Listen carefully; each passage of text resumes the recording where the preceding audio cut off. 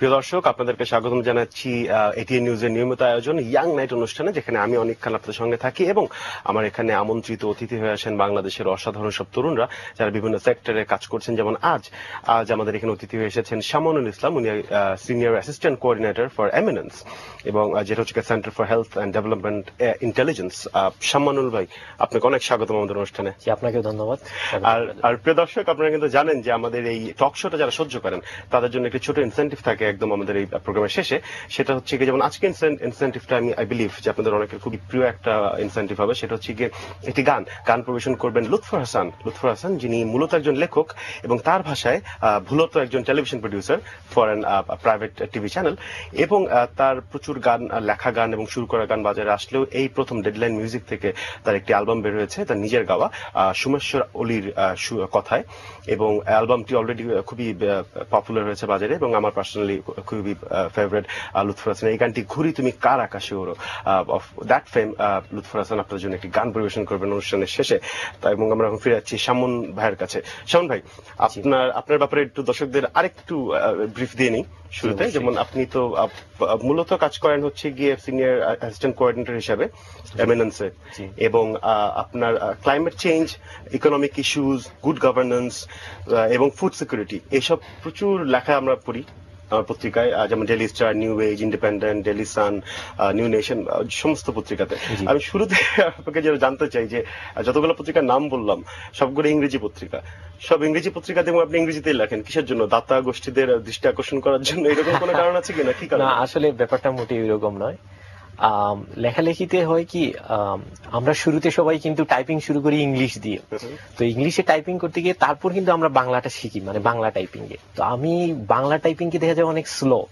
আসলে ওই বাংলা টাইপিং কে স্লোর জন্যই আমি ইংলিশে লিখি। এখানে আলাদা কোনো মোটিভ কারণ নেই, কোনো কারণ নেই, কোনো ষড়যন্ত্র নেই এটার পিছনে, কোনো ষড়যন্ত্র। That's wonderful.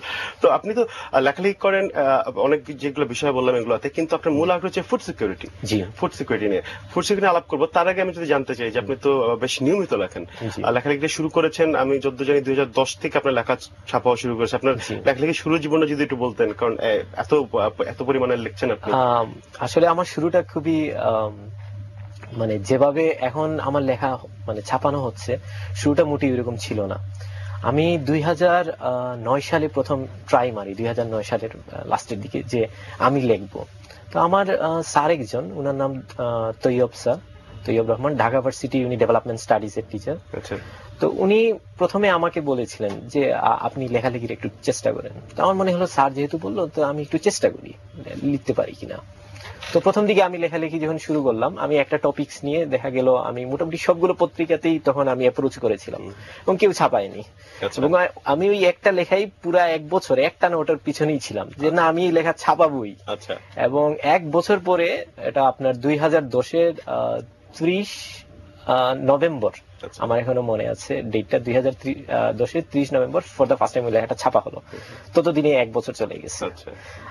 তারপর আর আল্লাহর রহমতে আর মানে লেখা তারপর নিয়মিত ছাপা। তারপরে এক বছরে কি পরিমাণ লেখা ছাপা হয়েছে আপনার? তারপরে এক বছর 100টার উপর। 100-এর উপরে। That's very wonderful. তো আপনার এই জায়গাটা আমার খুব ভালো লেগেছে, মজা লেগেছে যে আপনি কিন্তু ফুড সিকিউরিটি নিয়ে কাজও করছেন, আবার একই সাথে লেখালেখিও করছেন পুরো দমে। That's wonderful. তো ফুড সিকিউরিটি আপনার সবচেয়ে আগ্রহের জায়গা, এটা ফুড সিকিউরিটি বা খাদ্য নিরাপত্তা, এটা নিয়ে ছোট করে যদি আমাদের একটা ব্রিফ দেন, কিংবা একটু ডিটেইলস দিতে পারেন। আচ্ছা, হ্যাঁ, ব্যাপারটা কি? ফুড সিকিউরিটি, আমরা যদি শব্দটার দিকে তাকাই, যে ফুড সিকিউরিটি, খাদ্য নিরাপত্তা, তো ফুড সিকিউরিটিকে বিভিন্নভাবে সংজ্ঞায়িত করা হয়েছে। তো এর মধ্যে একটা পপুলার সংজ্ঞা হচ্ছে যে food security exist when all people at all times have physical and economic access to sufficient, safe and nutritious food. তো আমরা যদি এই সংজ্ঞার দিকে তাকাই, আমরা দেখবো এখানে বলা হচ্ছে যে প্রথমেই যে ফিজিক্যাল এন্ড ইকোনমিক অ্যাক্সেস থাকতে হবে ফুডে, এবং সাথে বলা হচ্ছে সেই ফুড হতে হবে সাফিসিয়েন্ট, সেফ এন্ড নিউট্রিশিয়াস। তাহলে মানে আমরা যদি এটাকে পিলারে ভাগ করি, যে মানে মেজর 3টা সেক্টর বা 2টা সেক্টরে দেখতে চাই, তাহলে হচ্ছে আপনার একসাথে প্রোডাকশন থাকতে হবে, একসাথে অ্যাক্সেস থাকতে হবে, এবং আরেকটা হচ্ছে আপনার নিউট্রিশিয়াস ফুড হতে হবে। এই 3টা যদি কম্পোনেন্ট বলা হচ্ছে যদি এনশিওর করা যায়, তাহলে আমরা ফুড সিকিউরিটিটা এনশিওর করতে পারবো। বাংলাদেশে যেটা হয়েছে, যে বাংলাদেশে আমরা যদি এই সেফটির দিকে তাকাই, যে সেফ ফুড, বাংলাদেশে কিন্তু প্রোডাকশন আছে, কিন্তু এই সেফটির ক্ষেত্রে আমরা অনেক পিছিয়ে আছি। এই জন্য বিভিন্ন আপনার আমরা যেগুলো ফার্টিলাইজার ইউজ করি বা ইনসেকটিসাইড ইউজ করি, ওগুলোর জন্য কিন্তু আমাদের ফুডের যে অর্গানিক যে গুণাগুণ যেটা, ওটা অনেক নষ্ট হয়ে যায়। তো ফুড সিকিউরিটির ক্ষেত্রে 2008 সালের আমি বিআইডিএস এর একটা গবেষণা নিয়ে বলতে চাই। সেটা হচ্ছে, আমরা যদি শুধু অ্যাভেলেবিলিটির কথা বলি, যে আমাদের ফুড কনজাম্পশন, আমরা কতটুকু ফুড কনজিউম করছি, তো ওই স্টাডিতে বলা হয়েছিল যে বাংলাদেশের মানুষ এভারেজ 293 কিলো ক্যালোরি যতটুকু দরকার তার চেয়ে লেকিং আছে। আমাদের ধরা হচ্ছে যে মানে food consumption 2122 kilo calorie per person per day. মানে প্রতি লোক যদি 2122 কিলো ক্যালোরি যদি পার ডে কনজিউম করতে পারে, তাহলে বলা হচ্ছে হ্যাঁ, তার মানে ফুড কনজাম্পশন লেভেলটা ঠিক আছে। কিন্তু আমাদের সমস্যা হচ্ছে কি, আমরা যে ফুড কনজিউম করি, আমাদের কিন্তু 70% আসে সেরিল থেকে, যেটা হচ্ছে আপনার রাইস আমরা যেটা বলছি। তো 70% যদি আমাদের রাইস থেকে আসে, রাইসে কিন্তু নিউট্রিশন যেটা মানে ওই গুণটা কিন্তু অনেক কম থাকে। সো যার কারণে হয় কি, আমরা নিউট্রিশাস, আমরা একটা দিকে আমরা পিছিয়ে আছি, সেটা হচ্ছে নিউট্রিশন, একটা হচ্ছে সেফটি। হ্যাঁ, আমাদের প্রোডাকশন আছে, কিন্তু আমরা এই সেফটি এবং নিউট্রিশন এই দুইটার দিকে পিছিয়ে আছি। রাইট, এখানে আমি জানতে চাচ্ছিলাম যে আপনি বলছেন যে নিউট্রিশন এবং সেফটির দিক থেকে পিছিয়ে আছি, বাট আমাদের প্রোডাকশন আছে। হ্যাঁ, প্রোডাকশন আছে। আমরাও জানি বাংলাদেশ একটি কৃষি প্রধান দেশ, কিন্তু তারপর কিন্তু প্রতি বছর আমরা পত্রিকায় দেখি মানে কি নিয়মিত কি বলে ইন্টারভেলে, যেন বিদেশ থেকে আমরা চালের কথা যদি ধরি, শুধু যে চাল আমদানি হচ্ছে প্রচুর পরিমাণে, থাইল্যান্ড থেকে আসতেছে, ইন্ডিয়ার থেকে কথা হচ্ছে, আসছে আবার আসছে না, এটা নিয়ে লেখালেখি হচ্ছে, ভিয়েতনাম মাঝে মধ্যে শুনি, আর অনেক দেশের কথা শুনি। তো আপনি যদি বলেন যদি প্রোডাকশন আমাদের এনাফ আছে, আমরা কি মানে আসলে স্বয়ংসম্পূর্ণ? আসলে এই জিনিসটা যাওয়ার আগে আমি ইন্টারন্যাশনাল কিছু মানে ব্যাপারটা আসলে কি হচ্ছে ইন্টারন্যাশনাল ন্যাশনাল, আমার মনে হয় এই জিনিসটা আমরা যদি বুঝতে পারি তাহলে একটু সুবিধা হবে। 1980 সালের দিকেও দেখা যেত যে এগ্রিকালচারে গ্লোবাল যে স্পেন্ডিং হয়, তা 17% হতো শুধু এগ্রিকালচারে, বর্তমানে মাত্র 3% করা হয়। আচ্ছা, মানে লেভেলটা কিন্তু অনেক কমে গেছে, 14% কমেছে। আপনি যদি বাংলাদেশের দিকে তাকান, বাংলাদেশ 1974-75 এর দিকে আমাদের ফুড প্রোডাকশন ছিল 11.1 মিলিয়ন হেক্টরের মতো, মেট্রিক টনের মতো, যেটা বর্তমানে 2009-10 মানে 9-10 যে হিসাবটা পাওয়া গেছে, সেখানে দেখা গেছে এটা হয়েছে 31 পয়েন্ট সামথিং, মানে 30-র উপর, মানে অলমোস্ট আপনার 3 গুণ বৃদ্ধি পেয়েছে। তো 3 গুণ যদি বৃদ্ধি পায়, এবং আমরা যদি আমাদের ফুডের যে আমাদের অ্যাভেলেবিলিটি বা আমাদের যে ডিমান্ড আমরা যদি চিন্তা করি, ওটা কিন্তু আছে। তো মাঝে মাঝে হয় কি, কোনো ইয়ারগুলাতে আইলা বলেন, তারপর সিডর বলেন, মাঝে মাঝে আমাদের ফুডের যে আমাদের যে প্রোডাকশন আছে ওটা নষ্ট হয়ে যায়, তখন আমাদের ফুড সিকিউরিটিতে একটু সমস্যা হয়। এই জন্যই মূলত গভর্নমেন্ট মানে ওই বিপদজনক যে সময়গুলো, মানে আমাদের যখন দুর্যোগ আসে, ওই কথা চিন্তা করেই কিন্তু ফুডগুলো আপনার ইম্পোর্ট করে। তো ফুড ইম্পোর্ট একদিকে দরকার, কিন্তু আমাদের যেটা চিন্তা করতে হবে, ফুড ইম্পোর্ট আমাদের ওই সময়টাতে আদৌ দরকার কিনা, মানে প্রতি ইয়ারেই যে লাগবে এটা এরকম না। কিন্তু এটা তো ঠিক শুধুমাত্র ক্রাইসিস সময় যে হচ্ছে তা না, প্রতি বছর এবং রেগুলার ইন্টারভেল হচ্ছে। এবং এট দ্য সেম টাইম আপনি যেটা বললেন যে কত 32 প্রায় 32 মতো, কিন্তু আমাদের নিড কতটুকু আসলে, মানে যে 3 গুণ বেড়েছে ঠিক আছে, বাট আমাদের মানুষ জনসংখ্যাও বেড়েছে, আমাদের চাহিদাও বেড়েছে, তার মানে তো সেই অনুযায়ী কি আমরা যে প্রোডাকশন এবং আমাদের মানে কি ডিমান্ড এন্ড সাপ্লাই, এটা কি ঠিক আছে, সমান আছে? ওই সময় আসলে আমাদের ইয়েটা ছিল, রিকোয়ারমেন্ট ছিল 30-র মতো, এবং আমরা 32-র মতো আমরা প্রডিউস করতে পেরেছি। তো হ্যাঁ, আমরা কিন্তু ডিমান্ডটাকে আমরা ফুলফিল আপ করতে পারছি।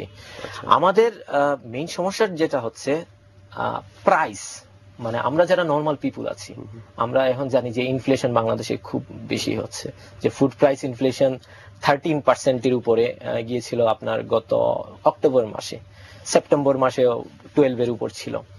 তো আমি বলবো মেজর যে সমস্যা হচ্ছে যে আপনি যদি ফুড সিকিউরিটি সংজ্ঞার দিকে তাকান, অ্যাক্সেস, আমাদের কিন্তু ইকোনমিক অ্যাক্সেসের সমস্যা হচ্ছে। হয়তো আমাদের ফিজিক্যাল অ্যাক্সেস আছে, আমরা কিনতে পারবো, কিন্তু আমাদের ওই টাকাটা নাই, যার কারণে আমাদের ফুড সিকিউরিটির ক্ষেত্রে একটা বিরাট একটা ইম্প্যাক্ট পড়ছে। এই কারণেই আমাকে বিদেশ থেকে ইম্পোর্ট করতে হচ্ছে, এবং এই বিদেশ থেকে ইম্পোর্ট করার ক্ষেত্রে আমরা যতটুকু জানি যে বিদেশি মানে বাজারের যে মূল্য, ওই মূল্যের থেকে বেশি দামে কেনা হচ্ছে, এবং এখানেও বেশ কিছু ঘাপলা আছে। এই ব্যাপারটা কি একটু আমাকে ডিসক্রাইব করবেন? ঘাপলা কি আসলে আছে? হ্যাঁ, আসলে ঘাপলা আছে কিনা আমি সেভাবে বলবো না, ঘাপলা বলবো না। যেমন এই বছরের যদি আমরা তো অলমোস্ট এই বছরের শেষ প্রান্তে এসেছি, এখন এই বছরের শুরুর দিকে থাইল্যান্ড এবং ভিয়েতনাম থেকে বাংলাদেশ সরকার রাইস প্রকিউর করছিল, মানে রাইস নিয়ে এসেছিল, এবং তখন 575 থেকে 580 US ডলার দিয়ে এক এক টন আপনার ধান ইয়ে করা হয়েছিল, আমদানি করা হয়েছিল। কিন্তু মজার বিষয় হচ্ছে ওই একই সময়ে যারা আমাদের বাংলাদেশের প্রাইভেট রাইস ইম্পোর্টার যারা, ওরা ওই সময় ওটা 420 থেকে 430 ইউএসডি মাধ্যমে ওই চালটা আমদানি করতে পারছিল। এর মানে এখানে আপনি যদি দেখেন 160-র মতো 160 ইউএসডি বেশি দিয়ে আমরা এক টন ধান নিয়ে এসেছি, চাল নিয়ে এসেছি।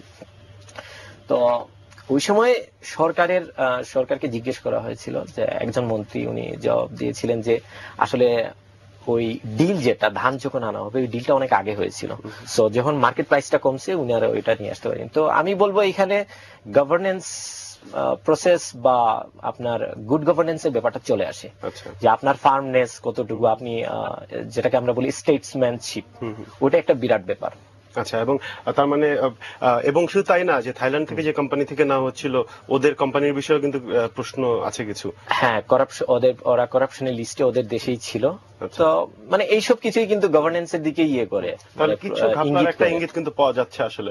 যাই হোক, সরি, যাই হোক, ওই জায়গায় যদি আমরা একটু ডিটেলসে যেতে চাই, যে বেসিক্যালি আমরা যেটা বুঝলাম আপনার কথায় যে আমাদের প্রোডাকশন আছে যথেষ্ট, মানে আমরা আমাদের চাহিদা যদি যখন 30 সেই জায়গায় আমরা প্রায় 32 মতন আমরা আমাদের production level, which is wonderful, আমরা এক্সেস আমাদের করা হচ্ছে, কিন্তু তারপরে আমাদেরকে ইম্পোর্ট করতে হচ্ছে, ইম্পোর্ট করছি আমরা, এই সেই ঝামেলা।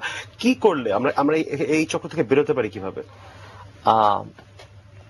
প্রথমে আমাদের সরকারকে আমি মনে করি যেটা ডিটারমাইন করা উচিত যে পার ইয়ারে আমি কতটুকু ইম্পোর্ট করব, অথবা আমি আদৌ ইম্পোর্ট করব কিনা, এটা একটা বিষয়। আরেকটা বিষয় হচ্ছে আমরা যদি একটা দেশের এগ্রিকালচারাল পলিসির দিকে তাকাই, এটা কিন্তু দুই ভাবে হয়। একটাকে বলা হয় হচ্ছে ইনপুট সাবসিডি, আরেকটা হচ্ছে প্রাইস সাপোর্ট। তো ইনপুট সাবসিডি হচ্ছে যে কৃষককে বিভিন্ন সাবসিডি দেয়া, যে আপনি বীজ সার নেবেন একটা সাবসিডির মাধ্যমে, এটা হচ্ছে একটা উপায়। সেকেন্ড উপায় হচ্ছে আপনার প্রাইস সাপোর্ট দেওয়া। প্রাইস সাপোর্টটা কিরকম, যদি ওই ফুডগুলো, রাইসগুলো ডাইরেক্ট ইম্পোর্ট করে নেওয়া হয়, মানে প্রকিউর করা হয় ইয়ের কাছ থেকে, ফার্মারের কাছ থেকে, তখন হবে কি তার একটা ফেয়ার প্রাইস, একটা তাকে এনশিওর করা যাবে যে সে একটা ফেয়ার প্রাইস পাবে। তারপর ওই সেম ধান সরকার একটা সাস্টেইনেবল অথবা যে সহনীয় একটা মূল্যে যদি শহরের মানুষের কাছে বিক্রি করে, আরবান সিটিতে বিক্রি করে, তখন কিন্তু একটা ব্যালেন্স নিয়ে আসা যাবে। তো আমি মনে করি ডাইরেক্ট প্রকিউরমেন্ট, যে যারা কৃষকরা আছে তাদের কাছ থেকে যদি ডাইরেক্ট প্রকিউর করে সরকার, তাহলে এটা একটা উপায় হতে পারে। এছাড়াও আমার মনে হয় আরো দুইটা আমরা স্ট্র্যাটেজি বেছে নিতে পারি। আচ্ছা, এই জায়গায় যদি একটু আটকে, ফেয়ার প্রাইসের কথা আমরা কথা বলছিলাম। ফেয়ার প্রাইস কৃষক আমরা জানি এখনো পাচ্ছে না, হ্যাঁ, এর কিন্তু জানি, এবং পাচ্ছে না, কিন্তু আবার আমরা বেশি দামে কিনছি, এটা কমন একটা ব্যাপার। কিন্তু এই ব্যাপারটা যদি আপনি আমাদের দর্শকদের জন্য একটুখানি বলেন যে কেন এটা হয়। মধ্যস্বত্ব ভোগীদের কথা আমরা শুনেছি, এবং আসলে এইটার ভিতরকার ঘাপলাটা যদি একটু বুঝিয়ে বলেন। আচ্ছা, ব্যাপারটা হচ্ছে আমরা যদি ইকোনমিক্স এর ভাষায় দেখি, ইকোনমিক্স বলছে যে বাম্পার যদি কোনো ইয়ারে প্রোডাকশন হয়, তাহলে যে ফেয়ার প্রাইস অথবা একটা খাদ্যদ্রব্যের যে দাম খুব বাড়বে ওইরকম কিন্তু না, মানে কৃষকের জন্য, যে প্রডিউসার তার জন্য হয় কি, যে ইয়ারে বাম্পার প্রোডাকশন হয় সেই ইয়ারে স্বাভাবিক যেহেতু প্রোডাকশন খুব বেশি, ওরা যখন বিক্রি করতে যায়, মানে আপনার মিলারের কাছে বা মধ্যস্বত্বভোগী যারা ওদের কাছে যায়, ওরা তখন সবাই প্রাইসটা অনেক কমায় দেয়, হিউজ যেহেতু প্রোডাকশন আছে। এবং ওরা করে কি, ওইখানে ওদের কাছে যখন রাইসটা যায়, আপনারা জানেন মিলার রাইসটা মিলিং করে, তারপর মধ্যস্বত্বভোগী অনেক হাত ঘুরে তারপর কিন্তু আমরা যারা সাধারণ নাগরিক আছি তাদের কাছে আসেন। তো সিপিডি 2008 সালে একটা গবেষণার একটা রিপোর্ট দিয়েছিল, সেটা হচ্ছে যে আমরা যদি 100 টাকার চাল খাই, চালের ক্ষেত্রে আমরা যদি 100 টাকার চাল খাই কিনি, তার 22.9 টাকা মিলারের কাছে যায়, শুধুমাত্র মিলার, মানে রাইস মিলারের কাছে 22.9, এবং যে প্রডিউসার মানে কৃষক সে পায় 19.2 টাকা ওই 100 টাকার। এবং বাকি যে টাকা, মানে 19.2 টাকার যদি আমি শুধু হিসাব করি যে এটা হচ্ছে কৃষকের 100 টাকার ভিতরে, তাহলে বাকি 80.8 টাকা ওটা পুরোপুরি যাচ্ছে মধ্যস্বত্বভোগীর কাছে। তো আমরা যদি মধ্যস্বত্বভোগী এই মানে মধ্যের অংশটাকে যদি আমরা কোনোভাবে কমাতে পারি, এই যে মধ্য জায়গাটা, তাহলে কিন্তু প্রাইসটা একই সাথে কৃষককেও এনশিওর করা যাবে, এবং আমরা যে অনেক টাকা দিয়ে এখন আপনার খাদ্য দ্রব্য কিনছি, এই জিনিসটাও আমরা অনেক সহনীয় পর্যায়ে নিয়ে আসতে পারবো। আচ্ছা, এখানে যেটা বললেন যে রাইস মিলার প্রায় 22% রেখে দিচ্ছে, 22.9 প্রায় 23%, এবং এই 19.2% বাদ দিয়ে বাকি পুরোটুকু মধ্যস্বত্বভোগী রেখে দিচ্ছেন। আমরা তো জানি যে মধ্যস্বত্বভোগীদের এই কথা সিন্ডিকেট আমরা সবসময় শুনি, কিন্তু আসলে কিছু করা যায় না কেন? যেমন রাইস মিলারদের কথা যদি বলি, সবচেয়ে বেশি অংশ তারাই রেখে দিচ্ছে, তো তাদেরকে কেন আটকানো যাচ্ছে না? আমাদের যে জিনিস এইখানে আরেকটা যে জিনিস বোঝা দরকার, সেটা হচ্ছে আমরা যখন ধানটা উৎপন্ন হয়, তারপর আমাদের কাছে যখন চাল হয়ে আসে, এর ভিতরে কিন্তু অনেকগুলো স্টেপ। ধান থেকে চাল করতে হয়, তারপর এটা মার্কেটে আসে, দেন অনেক হাত ঘুরে কিন্তু আমাদের কাছে আসে। তো এইখানে বিশেষ করে যারা রাইস মিলার, যারা তো একটা রাইস মিলার আপনি যদি দিতে চান, রাইস মিল, তো মিনিমাম এটার প্রাইস আপনার 1 কোটি টাকার মতো পড়বে। তো এটা একটা হিউজ অ্যামাউন্ট। তো কৃষকরা, বাংলাদেশে যারা কৃষক আছেন, আমরা জানি হচ্ছে তাদের 80%ই বাংলাদেশের কৃষক হচ্ছে প্রান্তিক চাষী বলা যায়। প্রান্তিক বলতে তাদের জমির পরিমাণ খুবই কম, ধরেন 0.02 থেকে 1 হেক্টর, মানে আমরা যাদেরকে বলি স্মল ল্যান্ড হোল্ডার।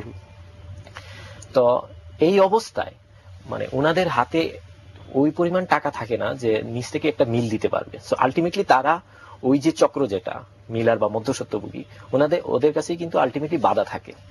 তো যার কারণে যে নিচ থেকে ওরা কিছু করবে এই উপায়টা থাকে না। এখন সরকার যে জিনিসটা করতে পারে যে এইখানে হস্তক্ষেপ করা, যে মধ্যস্বত্বভোগীদেরকে সরানো।